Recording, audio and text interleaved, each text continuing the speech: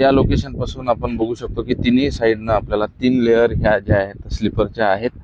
पूर्वी 2च होत्या, परंतु आता मधली जी लेअर आहे तर ती स्लीपरनी आपल्याला असलेली दिसते. ती नंबर 1ची, ही नंबर 2ची लेअर आणि ही नंबर 3ची लेअर, जे इथून 300 मीटर अंतरावरतीच आहे. आता ही लेअर 400 मीटरपर्यंत जी आहे तर ती आपल्याला आता म्हणजे इथून जी आहे ती थोडी दूर आहे, परंतु ही लेअर आता 2 किलोमीटरपर्यंत मित्रांनो या ठिकाणी आपल्याला असलेली दिसतं. आणि ही सध्याची सिच्युएशन जी आहे तर ती तर शेवटचा ट्रक जो आहे तर त्याच्याही समोर 500 मीटरपर्यंत आपल्याला हे आपल्या स्लीपरची लेअर गेलेली दिसतं. तर आता ही सगळी या दिग्रजच्या स्टेशनवरची आपल्याला सिच्युएशन असलेली दिसतं. ते 3 ट्रक इथे उभे आहेत आणि वेटिंग करत आहे की त्यांचा नंबर हा स्लीपर खाली करण्यासाठी केव्हा होतो.